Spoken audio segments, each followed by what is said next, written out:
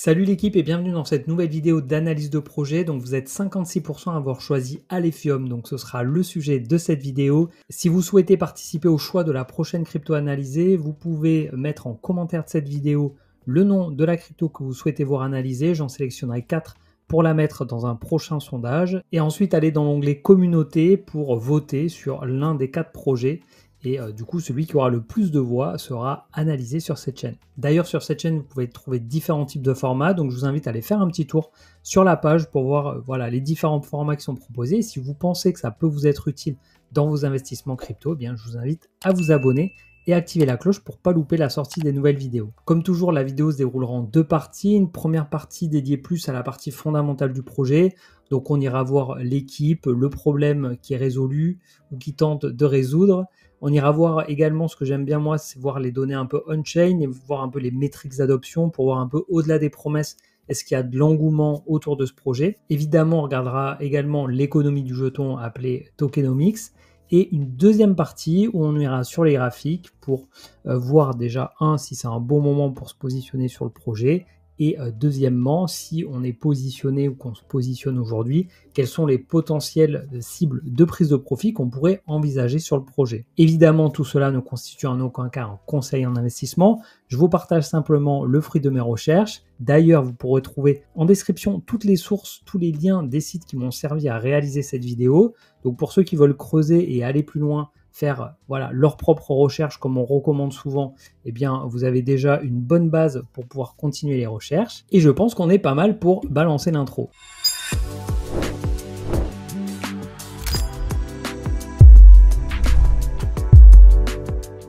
Bienvenue sur La Crypto by Joe. Pour ceux qui ne me connaissent pas, je m'appelle Jonathan, j'investis dans les cryptos depuis 2017 et depuis un peu plus d'1 an maintenant, je partage du coup mon expérience et mon point de vue sur le marché crypto via cette chaîne YouTube. Je réalise des analyses de projets depuis plusieurs mois maintenant. J'ai compilé dans un drive plus de 50 analyses de projets. Vous pouvez trouver le lien en description si ça vous intéresse d'y accéder. Vous retrouverez donc dedans le projet Alephium ainsi que tous les prochains projets qui seront analysés sur la chaîne. Et on attaque maintenant par la première partie. On commence par l'équipe. Donc ici, vous retrouvez les 5 membres les plus influents, les plus importants de l'équipe d'Alephium. Donc ils sont tous basés en Suisse. Si vous voulez en savoir plus sur chacun, vous avez à chaque fois leur lien LinkedIn. Donc on retrouve notamment Shen Wang, qui est le fondateur et core développeur du projet. Il a commencé 2 doctorats, l'un en théorie des nombres et l'autre en algorithmes distribués, mais il a orienté sa carrière vers la blockchain en découvrant les algorithmes de consensus. Cette transition l'a donc mené finalement à la création d'Alephium, un projet destiné à résoudre les défis de scalabilité et de sécurité dans la blockchain. Ensuite, on retrouve Maud Banvart, qui est la directrice des opérations chez Alephium.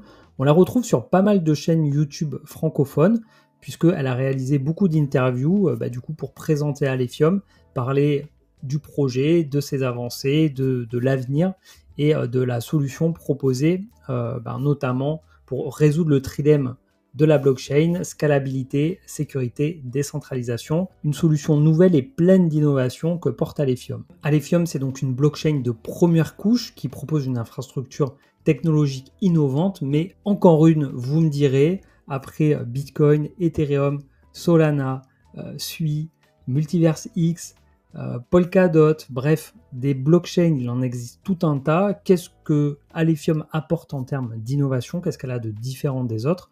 C'est ce qu'on va voir tout de suite et ensuite on ira voir un peu au niveau de son adoption et des métriques. Est-ce que c'est une blockchain du coup qui prend ou pas? Alephium, c'est la combinaison de principes fondamentaux de Bitcoin comme la preuve de travail avec des innovations technologiques d'Ethereum comme les contrats intelligents. Pour être un peu plus précis sur la preuve de travail, on n'est pas sur une proof of work en tant que telle, on est sur une proof of less work. C'est une version dérivée donc du proof of work qui est plus économe en énergie. La particularité de ce système, c'est qu'à partir d'une certaine valeur critique du niveau de minage global, le mécanisme en fait il va évoluer et les participants ne doivent plus uniquement dépenser de la puissance de calcul, mais également des jetons ALF pour continuer leurs activités. Ainsi, le hash rate continue d'augmenter, mais la consommation globale d'énergie du réseau n'évolue pas linéairement avec celui-ci. De cette manière, Alephium permet d'éviter que le hash rate ne cesse de croître et que la consommation énergétique des mineurs atteigne des niveaux trop élevés, compensés par une dépense monétaire en alpha. Et Alephium le précise ici donc sur son site, le système de consensus est simple, cohérent et robuste et permet de décentraliser tout en réduisant la consommation d'énergie de plus de 87% par rapport à la preuve de travail classique. Ils mettent également en avant le fait que n'importe qui peut exécuter en nœud complet et vérifier les données on-chain. Pour être rapide, scalable et pouvoir prendre en charge nativement plus de 10 000 transactions par seconde tout en préservant une expérience utilisateur fluide et monochaîne, Alephium s'appuie sur un nouvel algorithme de sharding appelé Blockflow. Il s'appuie sur un modèle UTXO stateful et une structure DAG pour offrir un sharding efficace et pratique. Ici donc on a la scalabilité, ici on a la décentralisation et la sécurité, ici la programmabilité avec le système UTXO stateful, un projet donc qui veut tirer des avantages à la fois de Bitcoin et à la fois d'Ethereum. C'est pas le premier et je pense que ce ne sera pas le dernier. Il dispose de sa propre machine virtuelle et de son langage de programmation. Au niveau des chiffres ici, il nous annonce donc le hash rate, le nombre de transactions exécutées, la TVL sur sa blockchain et la TVL sur les bridges. On peut ici aller voir du coup l'Explorer avec quelques chiffres. Donc si on regarde les transactions, on a donc ici on est sur le mois de mars, on a eu un pic 88 000 transactions et au plus bas 83 000, voilà, donc on tourne entre 80 et 90 000 transactions par jour. Alors quand on sait que ça peut faire 10 000 transactions par seconde, aujourd'hui on en est extrêmement loin, puisqu'aujourd'hui si on fait environ 85 000 transactions par jour, si je divise par 24 heures, par 60 minutes et 60 secondes, ça nous fait environ une transaction, en moyenne une transaction par seconde. Donc on est extrêmement loin des 10 000. Je ne visualise pas plus d'historique que ça, mais en tout cas c'est 10 000 fois moins que le potentiel. Donc est-ce que réellement, s'il y avait 10 000 transactions à l'heure, la blockchain serait capable de les absorber? Je ne sais pas, j'ai pas la réponse. En tout cas c'est une belle promesse. Après, encore une fois, entre la promesse et la réalité, souvent il y a des écarts. Toujours au niveau de son activité on-chain, donc là on est sur le site de DeFi Llama, donc on est sur la blockchain Alephium. On voit que la TVL elle est de 2,12 millions, qui est relativement faible pour pas dire très très faible. Donc on voit au niveau des applications, on a Elixium et Ayin qui sont deux DEX, qui ont chacun à peu près 1 million en TVL. La TVL ici qu'on voit qu'elle a fortement chuté depuis la fin d'année. Maintenant on est en USD, moi j'aime bien regarder en ALF puisque du coup ça ne prend pas en compte la variation du cours. Parce qu'effectivement en USD quand ça augmente fortement ou que ça baisse fortement, je trouve que ça vient fausser un peu la réalité de l'activité on-chain. Et donc on voit qu'en jeton ALF, on a quelque chose de beaucoup plus linéaire. Alors on a une augmentation sur 2024 jusqu'au mois de mai et je dirais que depuis ça stabilise. On a une petite hausse en fin d'année avec un pic ici sur le mois de décembre.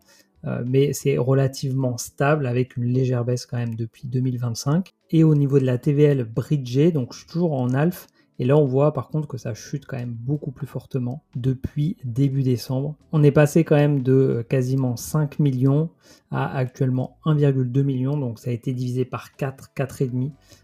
Donc c'est quand même une baisse assez significative sur les bridges. Donc ça, c'est pas forcément très rassurant. Au niveau de X, on n'a même pas 50 000 abonnés. Donc ça, je trouve qu'en termes d'engouement communautaire, c'est extrêmement faible. C'est un projet qui est là quand même déjà depuis plusieurs années. Alors même s'ils sont au tout début de délivrer des applications et des cas d'usage, on va dire un peu plus concrets, ça reste extrêmement peu, je trouve. C'est-à-dire que leur promesse n'a pas réussi à convaincre beaucoup de monde. Après, en termes d'impression, de likes, de commentaires, de retweets, etc., c'est pas trop mal par rapport à la communauté qu'ils ont. Voilà. Mais après, c'est rien de foufou. Et quand on va ici sur le site Sentiment, Twitter follower, on voit que ça a bien monté sur la fin d'année, puisqu'en novembre on est passé donc de 43 000 à 49 000 et depuis ça stagne. Ça fait du coup 3 mois maintenant qu'on est autour de 48-49 000 abonnés. On voit que ça a même baissé sur les 2 premiers mois de l'année, pas foufou. Au niveau de l'activité des développeurs, on va dire qu'on a une croissance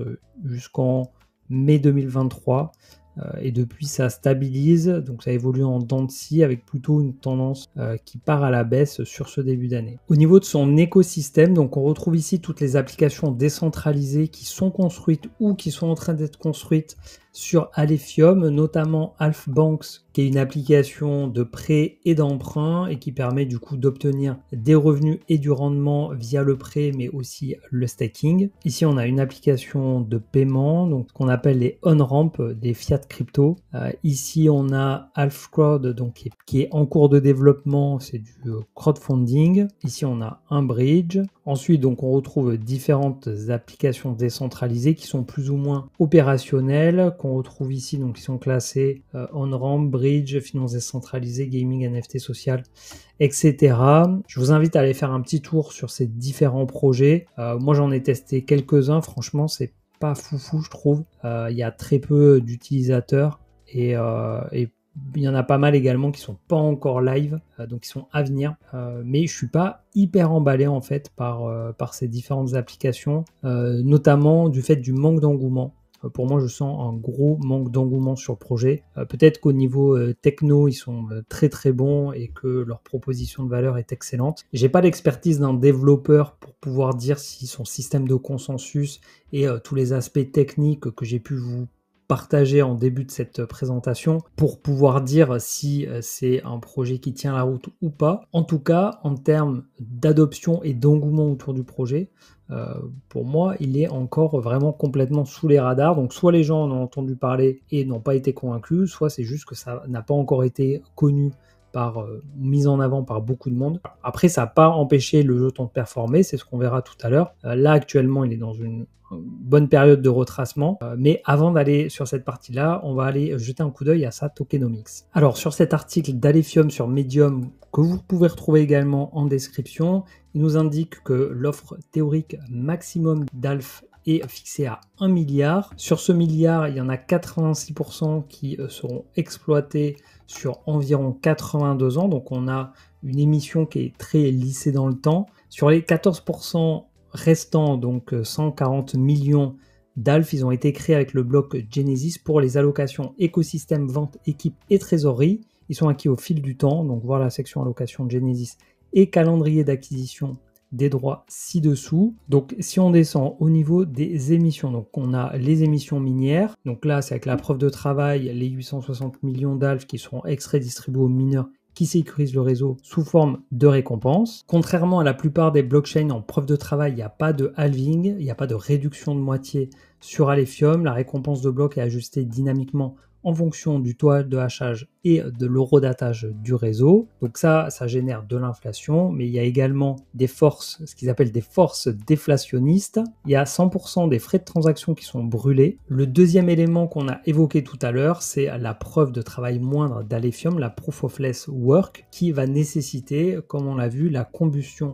de jetons par les mineurs pour extraire le bloc. Au niveau du calendrier d'attribution et d'acquisition des droits Genesis, donc les alphes de Genèse sont répartis comme suit: 80 millions pour les ventes passées et à venir sous réserve d'un verrouillage, donc là ils ne précisent pas la durée, hein, c'est variable. 30 millions pour le développement de l'écosystème investi sur 4 ans en déblocage trimestriel, et les 3% restants, 30 millions, trésorerie équipe à acquérir sur 3 ans, également par déblocage trimestriel. Ça a commencé au moment du lancement du réseau principal, c'était en 2021. Au niveau des ventes, ici on a le détail donc des libérations. Ici je vous disais que c'était variable, ça a été précisé ici. Donc sur les 80 millions, il y en a 62 millions qui ont été vendus. Et aujourd'hui, on est le 28 mars 2025. Donc on se situe ici, entre le 25 janvier et le 21 avril 2025. Donc quasiment tout a été unlocké, tout est distribué. Et sur la partie écosystème, équipe et trésor, on se situe pareil ici. Donc quasiment tout a été libéré. Au niveau de l'utilité du jeton ALF, donc il sert de moyen de paiement et de frais de transaction. Ces frais de transaction, donc, comme on l'a vu, qui seront brûlés. Le ALF, comme on l'a vu, il va servir également pour les mineurs, à la fois pour créer le nouveau bloc, mais aussi comme récompense. Et enfin, il va servir aux développeurs qui doivent détenir du ALF pour déployer des contrats intelligents et stocker leurs données sur la blockchain. Pour résumer un peu les fondamentaux du projet et vous donner mon avis, je trouve que c'est un projet qui a de très belles promesses, mais qui clairement manque de traction, que ce soit des développeurs, que ce soit des investisseurs ou des curieux comme vous et moi, et également au niveau des applications centralisées et de leur utilisation. Donc il y a des nouvelles applications qui doivent arriver, mais déjà, je trouve que celles qui sont déjà déployées, voilà, comme je disais, manquent d'usage. Et donc je vous propose maintenant de passer à la deuxième partie. Alors on se retrouve ici sur CoinGecko, Alephium, toute petite capitalisation, à peine 43 millions, classé 710e, 51% des jetons qui sont en circulation. On voit que la market cap a atteint son sommet sur début 2024 à plus de 250 millions. Donc la market cap a été divisée par un peu plus de 5 depuis ses plus hauts historiques il y a un peu plus d'1 an maintenant. Le jeton, lui, a fait une très belle performance sur l'année 2023 et jusqu'au printemps 2024, passant de quelques centimes à plus de 3 euros, quasiment 4 euros. Et aujourd'hui, il s'échange autour des 40 centimes. Donc on se retrouve ici sur TradingView, on est en weekly. Donc concernant la zone pour rentrer, donc comme on le disait, autour des 40 centimes actuellement. Moi, ce que j'aime bien voir, vous le savez maintenant, c'est les retracements de Fibonacci. Donc, on place le point bas, il est environ ici de quelques centimes. Le point haut ici, juste avant les 4 $. Et donc, actuellement, on est sous la zone des 886, donc une zone de rechargement de long terme qui est très intéressante. Souvent, on considère que ça commence à devenir intéressant en dessous des 0,618. Là, en début d'année, on est passé en dessous des 786. Maintenant, on est sous les 0,886.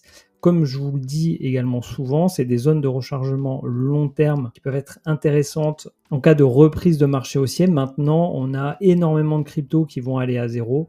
Donc, ce n'est pas nécessairement intéressant de recharger sur ces cryptos-là. L'objet de cette vidéo, de toute manière, c'est pas de vous conseiller d'investir ou pas sur ce projet, mais c'est plus de faire un état des lieux de la situation. Là, actuellement, voilà, on est dans une zone de rechargement, donc comme je disais, long terme qui est plutôt intéressante. Encore faut-il avoir des convictions que Alephium a un potentiel et un avenir intéressant pour que le jeton puisse s'apprécier à la hausse. Est-ce qu'il peut aller plus bas? Oui, comme toujours, hein, ça peut toujours baisser. Tant que c'est pas à zéro, ça peut baisser. On voit ici, donc on a l'ancien plus haut et celui-ci également, là, c'est deux tops qui ont fait office du coup de résistance. Maintenant, à voir du coup si ce niveau-là des 32 centimes qui a été le point haut ici va tenir. Souvent en fait ce qu'on peut observer, c'est quand il y a des montées très très verticales comme ça, eh bien les descentes le sont d'autant parce qu'il n'y a pas de support. On pouvait avoir un support ici autour, un petit peu au-dessus des 1 $. Pour moi il y avait une zone support, mais elle n'a absolument pas tenu. Ça a rebondi une fois, deux fois, et la troisième fois ça a cassé très violemment par le bas. Donc à voir maintenant cette nouvelle zone là. Est-ce qu'elle va faire office de support avant une consolidation et une reprise haussière? Je pense que c'est de toute manière ce qu'il faut attendre avant de se positionner. Comme on dit, on n'achète pas un couteau qui tombe. Donc là, on est encore dans la chute. Est-ce que c'est juste un petit rebond avant de continuer de baisser, comme ça a été le cas ici? Ça, personne ne peut le savoir. Personne n'a de boule de cristal. En tout cas, c'est toujours mieux d'attendre des consolidations, d'acheter dans des phases de latéralisation et voilà, d'avoir des confirmations de reprise haussière avant de se positionner. Maintenant, si on veut se projeter vers un avenir optimiste et investir maintenant en se disant à quel niveau je peux prendre des profits sur Alephium, à ce moment-là, on peut tracer des prolongations de Fibonacci. Donc soit on prend l'intégralité du mouvement, soit on va prendre le dernier mouvement. Pour le coup, je prendrai plutôt le dernier mouvement parce que si on reprend l'intégralité du mouvement au vu de la baisse, ça va nous amener sur des niveaux de prix extrêmement élevés qui, en termes de probabilité, auront peut-être peu de chances d'être réalisés. Donc on va prendre le point bas ici, le point haut ici et le point bas ici. Donc on aurait un premier niveau de prise de profit et qui correspond également ici, on peut le voir, la zone un petit peu au-dessus des 2 dollars qui serait déjà potentiellement une zone de résistance. Donc on aurait ici palier 1 pour vendre 20%, sachant que là par rapport au cours actuel on serait sur un x5. Donc ici, en ayant un prix d'achat moyen ou en rentrant ici, en vendant au premier palier 20%, on rembourserait le capital initial investi. Ici au 1,618, on aurait un palier 2, 30%. Ici à 5 dollars, on aurait un palier 3. Et enfin, un dernier palier ici pour les 20 derniers pourcents. Donc un peu en dessous des 7 dollars, ce qui représenterait un x17 par rapport au cours actuel. Et en termes de capitalisation, si on multiplie par 43 milliards, on serait à 750 milliards de capitalisation, soit un x3 par rapport à son ATH. Donc je dirais pourquoi pas dans le sens où le projet a déjà très bien performé et donc pourquoi pas refaire ce type de performance. Également si on regarde par rapport à ses concurrents, donc on a Kaspa qui est beaucoup plus haut placé. Kaspa actuellement qui pèse environ 1,7 milliard de dollars de market cap, sachant qu'on a la moitié des jetons en circulation sur Alephium, que les jetons ils se libèrent quand même petit à petit avec une libération durant 80 ans. Même si on multipliait la capitalisation par 2, les 750 millions, on serait à 1,5 milliard, donc on serait un petit peu en dessous de Kaspa actuellement. Voilà, mais pour ça, il va falloir de l'attraction et pour l'instant, j'en vois assez peu. Voilà pour cette analyse d'Alephium, j'espère qu'elle vous aura plu. Si c'est le cas, pensez à mettre un petit like. Pour récompenser gratuitement mon travail, je vous invite à vous abonner, activer la cloche pour ne pas louper la sortie des nouvelles vidéos et également à me laisser un petit commentaire pour me dire ce que vous avez pensé et si vous avez un projet à proposer que je rajouterai au prochain sondage. Merci d'avance. Je vous dis à très vite dans une nouvelle vidéo et d'ici là, portez-vous bien. Ciao.